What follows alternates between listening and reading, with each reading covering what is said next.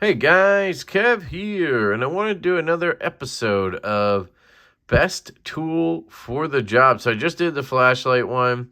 This one's going to be the pen version.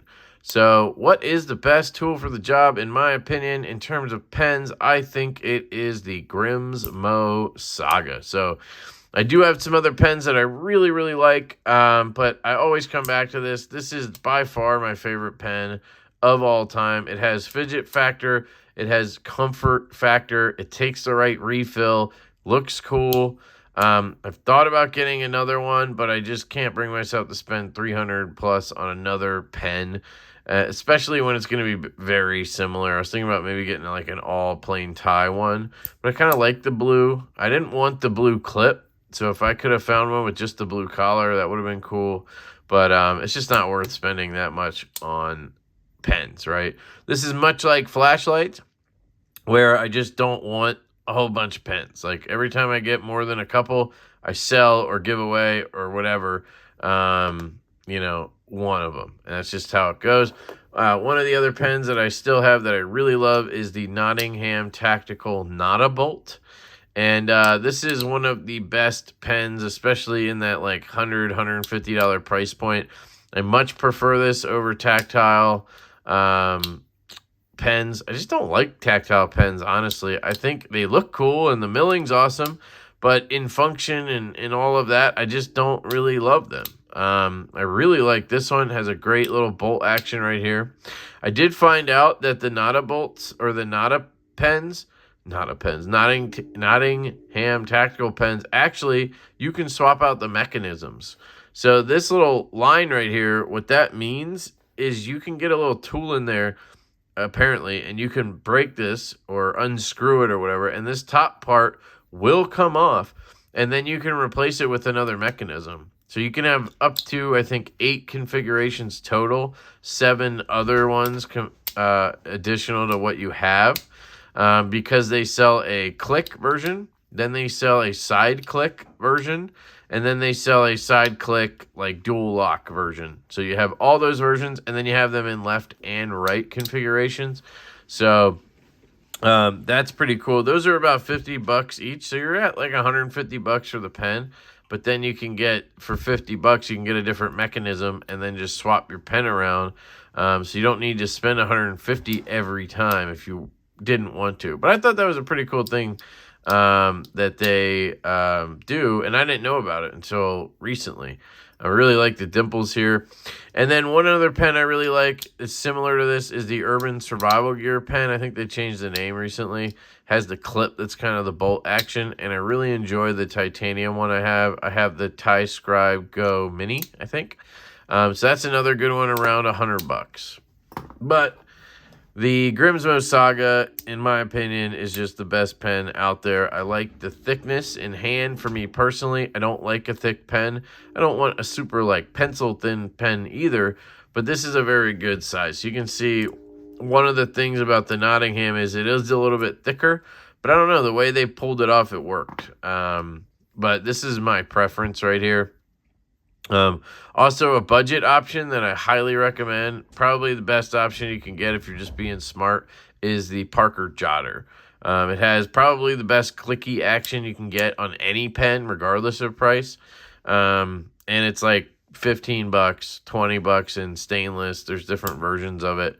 You can get it in, I think, cheaper materials for like $10, and it's an outstanding pen. So yeah, the Grimsmo has this mechanism on the back right here. And I don't think I ever reviewed this, by the way, so here we go. It has this mechanism. It's kind of a collar, so you click it and it pops in, and then you pull this collar down and it pops back up. And that is super fidgety. You can one-hand it like this or like this. I should have said one finger, but that sounds, that's what she said, one finger it. But you can 2-finger it here. You can obviously use your other hand as well, and do it that way. The pen or the clip is not involved at all. And this does kind of spin. So you can sort of play with it like this and spin it around if you want to. I never do that. And sometimes I will note that it kind of loosens the whole, like the mechanism loosens. Like you see right there, I unscrewed it. I've never actually taken this all the way off. I wonder if there's going to be some kind of weirdness. Okay, so there's the insert, which by the way, the refill is, it takes Parker's, which is my preference because I'm left-handed and I smear. I want the Parker ballpoint. So here's the clip. I've never actually done this. The clip says number 3163, which is nice. And it's kind of a blue clip. And then here's your mechanism. I've never even looked at this before. And it looks like I might kind of unscrew that too. No. So here you can, what happens? Oh, look at that. So this whole thing kind of pops in. There's like a cam that kind of pops down, I guess. And then the collar. How do I get it to... Or maybe it has to be... Oh, there you go. Push down, push up. Huh. Very interesting. Never looked at it, though. So I didn't even realize I could just take the pen off.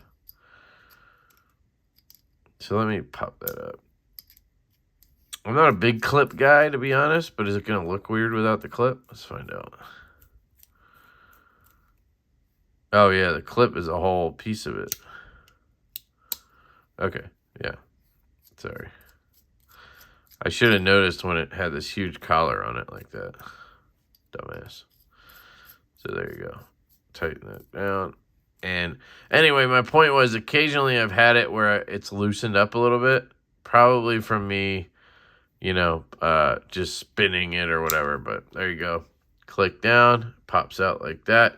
You have a good amount of tip, which tip clearance is one of the things that for some reason bugs me on pens. So if a pen has a short tip clearance, this is a good one as well. You can see it comes out. But sometimes you'll have them where like it comes out to like here. And it's like, what are you doing? I want that full pen action. You know what I mean? This has a good clearance. I like it. It looks good. You know, like it looks normal with the pen. I find it weird when they're very short and stubby or they stick out really far. Like when they're like, I can't show you on this. Can I show you on this? Yeah, like sometimes even that looks fine, but sometimes they stick out further than that. And it's like, why does this stick out so far? I know I'm weird, but this just nails all those things. And it should for $300. Here's the front section. You can see there's a spring. And then there's, you tighten this down. And the way they made it look perfect, in my opinion, is they actually put a little milling line on this side and that side. And then the actual, where it meets up, creates a third line. Like, watch. So it just looks like a third line. Let's see if I can show you that better. See how you just have a line here and a line there, and then it meets up. Boom, you have a third line. It just looks normal.